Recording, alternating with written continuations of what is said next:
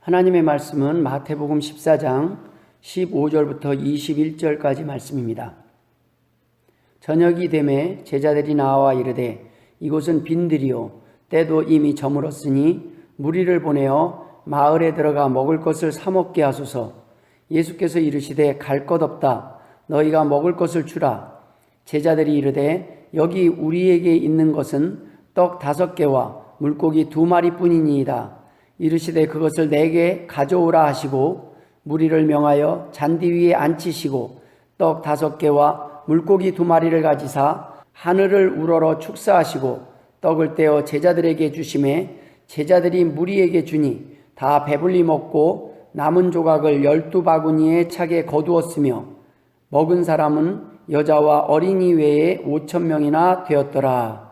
아멘. 할렐루야. 코로나로 인해 많은 사람들이 경제적으로 어려움을 겪고 있습니다. 어려움을 통해 하나님께 나아오는 사람들이 있는가 하면 어려운 일이 닥칠 때에도 하나님을 원망하는 사람들이 있습니다. 배고픔을 경험하고서야 평안하고 배부를 때 감사하지 못했음을 깨닫고 하나님께 돌아오는 사람이 있는가 하면 배고프고 힘든 상황을 겪으면서 더욱더 하나님을 향해 원망하고 불평하는 사람들도 있습니다. 문제가 생겼을 때 하나님께 도우심을 구하는 사람이 있는가 하면 문제가 생겼을 때 하나님을 원망하며 대적하는 사람들이 있습니다. 여러분은 어떤 사람들에 속해 있습니까? 오늘 본문 중에도 주님의 제자들은 육신의 배고픔에 대한 걱정과 그 해결 방법 또한 인간적 생각과 계산에서 찾고 있습니다. 오늘 본문의 몇 구절을 중심으로 함께 은혜를 나누고자 합니다. 첫 번째, 먹을 것을 사 먹게 하소서라는 내용입니다. 많은 사람들이 주님의 말씀을 듣기 위해 따라왔지만 먹을 것을 준비하지 못한 사람들이 많았습니다. 요한복음 6장 5절부터 7절에 예수께서 눈을 들어 큰 무리가 자기에게로 오는 것을 보시고 빌립에게 이르시되 우리가 어디서 떡을 사서 이 사람들을 먹이겠느냐 하시니 이렇게 말씀하시면 친히 어떻게 하실지를 아시고 빌립을 시험하고자 하심이라. 빌립이 대답하되 각 사람으로 조금씩 받게 할지라도 200데나리온의 떡이 부족하리이다 라는 기록이 있습니다. 제자들의 판단과 답은 이미 정해져 있었습니다. 제자들은 주님께 나와 이렇게 말합니다. 오늘 본문 15절에 이곳은 빈들이요 때도 이미 저물었으니 무리를 보내어 마을에 들어가 먹을 것을 사 먹게 하소서라는 말씀입니다. 사실 이 내용은 요한복음에 기록된 내용을 비교해 보면 조금 더 분명해집니다. 요한복음 6장 7절에 빌립이 대답하되 각 사람으로 조금씩 받게 할지라도 200데나리온의 떡이 부족하리이다 라는 기록이 있습니다. 빌립은 이미 계산을 끝냈고 상식적으로 불가능하다는 결론을 가지고 주님 앞에 나왔습니다. 제자들의 대답은 주님의 허락을 구하는 것 같지만 내용상으로 보면 통보와 다름없는 말입니다. 주님, 이런 문제는 당연히 이렇게 해야 되지 않겠습니까? 이보다 별 뾰족한 수가 있겠습니까? 라는 말입니다.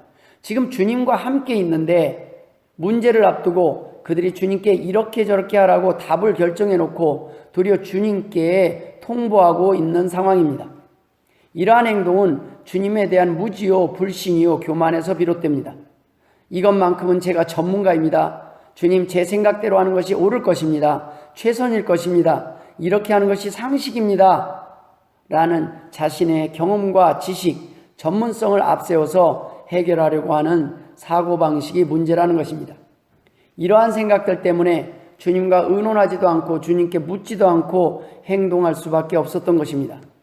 여러분, 제자들이 주님께 뭐라고 대답을 했어야 합니까? 자신들의 한계를 발견했을 때, 자신들이 답을 찾을 수 없을 때 그들은 주님 이렇게 하셔야 합니다가 아니라 주님 어떻게 할까요를 물었어야 합니다.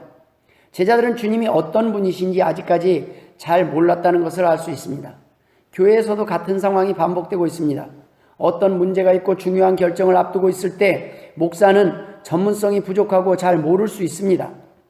그래서 목사에게 묻기는커녕 아예 배제하고 일을 진행하거나 모든 것을 다 계획하고 결정한 후에 목사님께 통보만 하는 경우가 있습니다.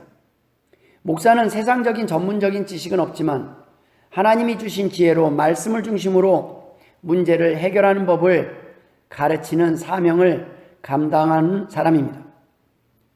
말씀을 통한 지혜는 스킬이나 방법만을 의미하는 것이 아니라 목사의 판단과 결정에 함께 하시는 하나님의 도우심과 섭리를 포함하고 있는 것입니다. 어떤 방법으로도 말이 안 되는 상황, 답이 없는 상황 속에서 말이 되게 하시고 답을 찾게 하시는 하나님의 능력을 믿고 도우심을 구하기 때문입니다. 목사뿐 아닙니다. 가정에서는 부모가 믿음의 리더가 되어야 합니다. 사회에서도 믿음의 리더가 필요합니다. 하지만 믿음의 리더가 있어도 그들의 리더십을 무시하고 살아가는 사람들이 많이 있습니다. 나이에 많고 적음도 전문적인 지식의 유무의 문제도 아닙니다. 말씀을 근거해서 문제를 해결하려는 믿음을 가진 사람이 리더라는 것입니다. 말씀이 능력이기 때문입니다. 믿음이 능력이기 때문입니다. 제자들은 지금 주님의 지혜와 능력과 리더십을 무시하고 답을 한 것입니다. 주님, 이 분야는 제가 전문가입니다. 제게 맡겨주십시오. 이 일은 주님 없이도 해결할 수 있습니다. 아니, 제가 더 잘할 수 있습니다. 주님 도움 없이도 이 문제는 제가 해결할 수 있습니다. 아니, 솔직히 이 일에 주님은 별 도움이 되지 않을 것 같습니다. 그래서 묻지도 않았습니다. 이런 생각 때문에 실패하고 절망하고 낙심하는 것입니다. 여러분, 아이성의 실패의 원인이 무엇이었습니까? 여리고성의 승리의 원인이 무엇이었는지 잊었기 때문입니다. 믿음으로는 홍해도 통과하고 여리고성도 무너지지만 우리의 계산과 방법으로는 작은 아이성에서조차 참패를 면할 수 없는 것입니다.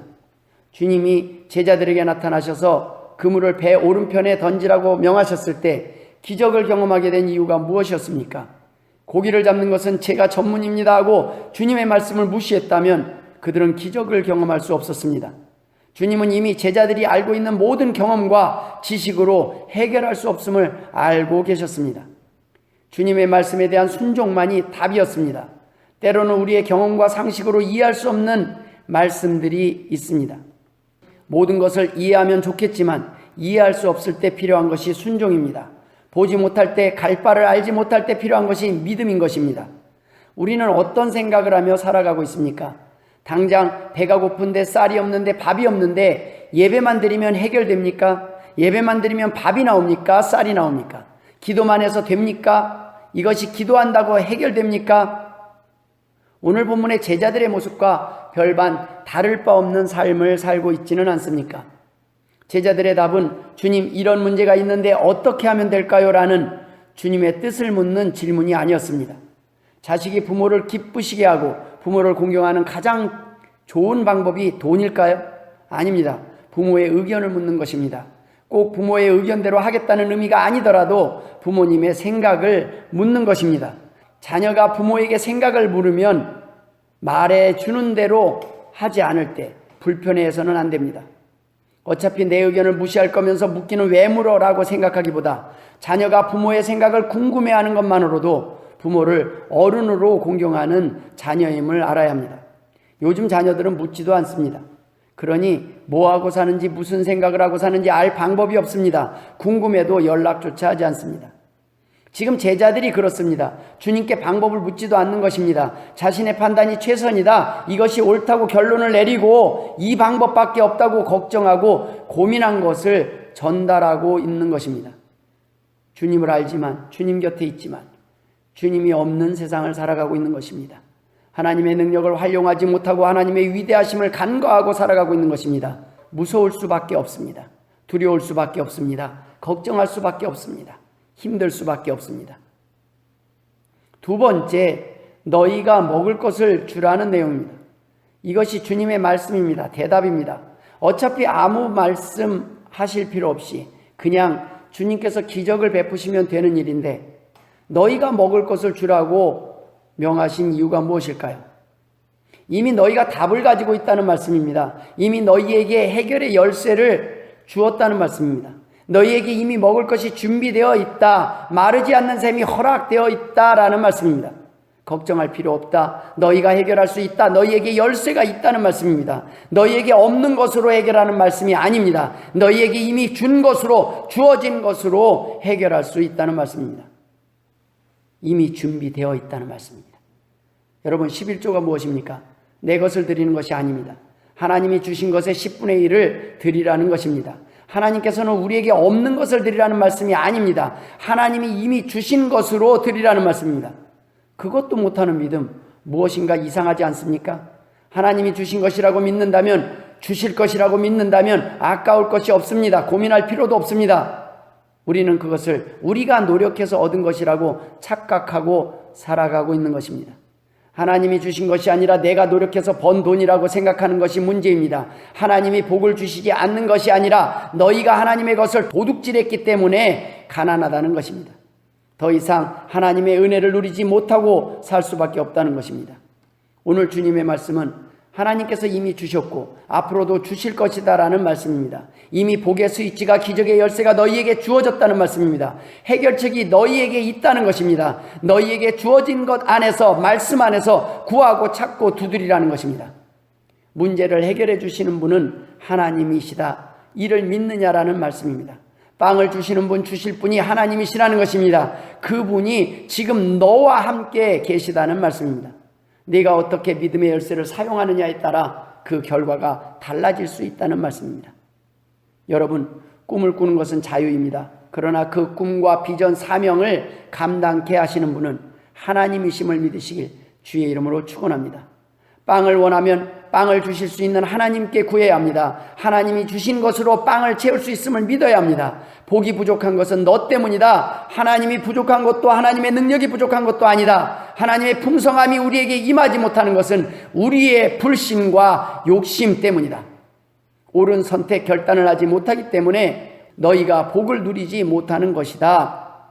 문제가 아니라 문제의 원인이 무엇인지 모르는 것이 문제라고 말씀하시는 것입니다. 시편 1편에 복 있는 사람을 어떻게 소개하고 있습니까? 복 있는 사람은 악인들의 꾀를 따르지 아니하며 죄인들의 길에 서지 아니하며 오만한 자들의 자리에 앉지 아니하고 라고 기록하고 있습니다. 즉 나쁜 선택을 하지 않는다는 것, 옳은 선택을 한다는 것입니다. 너희는 믿음의 선택, 옳은 선택만 하면 된다는 것입니다. 그것이 지혜로운 사람의 선택입니다. 하나님과 재물 중에 어느 편을 선택하겠느냐라는 말씀입니다. 섬길 자를 택하라는 말씀입니다. 여호수아 24장 15절에 만일 여호와를 섬기는 것이 너희에게 좋지 않게 보이거든 너희 조상들이 강 저쪽에서 섬기던 신들이든지 또는 너희가 거주하는 땅에 있는 아모리 족속의 신들이든지 너희가 섬길 자를 오늘 택하라. 오직 나와 내 집은 여호와를 섬기겠노라 라는 고백이 있습니다. 너희에게 있는 것, 준 것으로 해결할 수 있다는 것입니다. 너희에게 없는 것을 탓하며 불평하지 말고 있는 것, 주어진 것에서 옳은 것을 선택하라는 것입니다. 주어진 것으로 해결하라는 것입니다. 너희에게 이미 구원의 길이 열려있다. 하나님의 나라가 임했다. 너희에게 해결할 길을 열어두었다라는 말씀입니다. 이를 아느냐, 믿느냐라는 말씀입니다. 여러분 모쪼록 이 믿음의 주인공 되시길 주의 이름으로 축원합니다. 마지막으로 떡 5개와 물고기 2마리 뿐이니이다 라는 기록이 있습니다. 제자들은 한 소년의 헌신을 작게 보았습니다.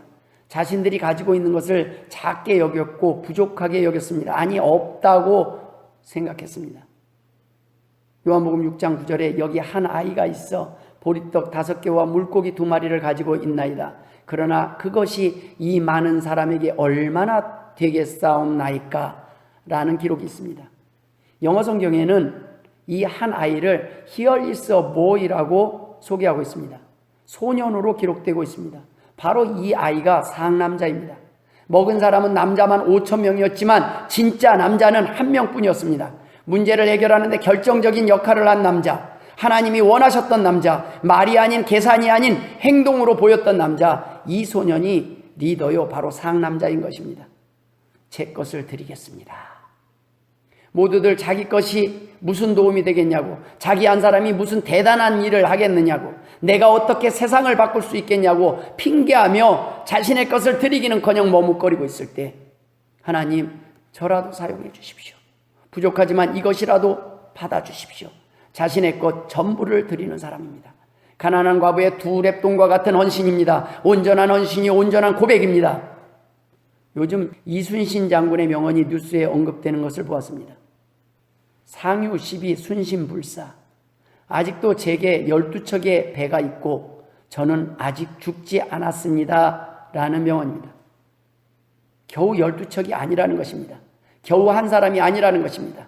12척이면 충분하다는 것입니다. 한 사람의 리더면 충분하다는 것입니다. 아직 포기하지 않은 한 명이 살아있다는 것입니다. 죽을 각오를 한 한 사람이 살아있다는 것입니다.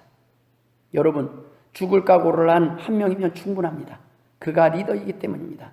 한 사람의 헌신이면 부족하지 않습니다. 충분합니다. 한 분 예수 그리스도의 죽음으로 온 인류에게 구원의 길이 열렸습니다. 한 사람의 헌신으로 5,000명이 배부르게 먹었습니다. 문제 해결의 비결, 승리의 비결이 무엇입니까? 일하시는 분은, 역사하시는 분은 나도 아니요 우리도 아니요 하나님이시라는 믿음 때문입니다. 세상을 보고 돌아가는 상황을 보고 사람을 보면 한없이 부족하고 연약하고 두렵지만 일하시는 하나님을 바라보면 두려울 것도 못할 것도 없는 것입니다. 요한복음 6장 13절에 이에 거두니 보리떡 5개로 먹고 남은 조각이 12바구니에 찼더라.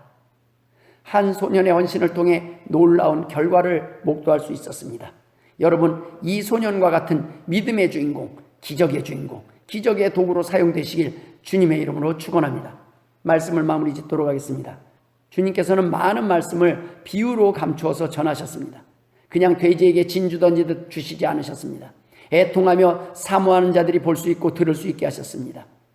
저도 사모하는 이에게는 깨닫게 하시고 보게 하실 것을 믿기에 지금 여러분들에게 이 말씀을 전하고 있는 것입니다. 여러분들이 보지 못한 것을 보고 들을 수 있기를 바라는 마음으로 제가 보고 들은 것을 전하고 있는 것입니다.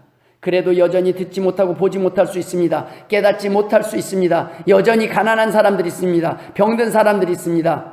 그들을 도와야 되는 사람은 국가가 아닙니다. 우리입니다. 우리 교회입니다. 우리 자신입니다. 우리에게 이미 그 기회를 주셨고 힘을 주셨다는 말씀입니다. 한 사람이 한 번에 모든 사람을 다 구제할 수는 없습니다.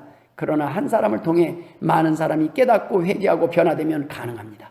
일어날 수 있습니다. 회복할 수 있다는 말씀입니다. 오늘 본문의 내용은 주님께서 하신 비유들 중에 유일하게 사복음서에 모두 기록되어 있는 말씀입니다. 그만큼 우리에게 중요한 내용을 전달하시기 위해 전하신 내용이 담겨져 있다는 말씀입니다. 사실 본문의 내용의 핵심은 이 세상의 문제, 육신의 배고픔을 해결해 주는 떡에 관한 내용이 아닙니다. 예수님께서 영생의 떡으로 오셨음을 전하고 있습니다. 한 소년의 헌신을 통해 수많은 사람이 배고픔을 해결했듯이 한 분 예수님의 죽으심을 통해 온 인류가 구원받게 될 것을 말씀하고 계셨던 것입니다. 여러분, 한 분 예수님을 통해 구원의 길이 열렸듯이 한 소년이 헌신을 통해 기적의 도구로 사용되었듯이 주님께서는 오늘 저와 여러분에게도 헌신을 요구하고 계십니다. 주님 것을 내 것이라고 착각하고 사는 우리가 모든 것이 주님 것이라고 주님의 도구로 사용해달라고 고백하기를 원하시고 계시는 것입니다. 모쪼록 이 말씀을 듣는 모든 분들이 오늘 본문의 소년처럼 문제를 해결하는 데 결정적 헌신을 하는 귀한 믿음의 주인공 되시길 주의 이름으로 축원합니다. 기도하겠습니다. 하나님 아버지 은혜를 감사드립니다. 저희에게 이미 답을 주셨습니다. 구하라고 하셨습니다. 찾으라고 하셨습니다. 헌신하라고 하셨습니다. 그럼에도 불구하고 우리는 드릴 것이 없다고 핑계했습니다. 가진 것이 없다고 핑계했습니다. 하나님 부족하다고 핑계하며 하나님 앞에 나오기를 꺼려했습니다. 용서하여 주옵소서. 이제는 우리 구주 예수 그리스도의 은혜와 아버지 하나님의 극진하신 사랑하심과 성령님의 감화감동 역사 충만하심이 오늘 보리떡 5개와 물고기 2마리를 하나님 앞에 드린 소년처럼 하나님 앞에 온전히 헌신하기를 쓰임받기를 소원하는 주의 백성과 자녀들 머리머리 위에 이제로부터 영원토록 함께 있을지어다. 아멘.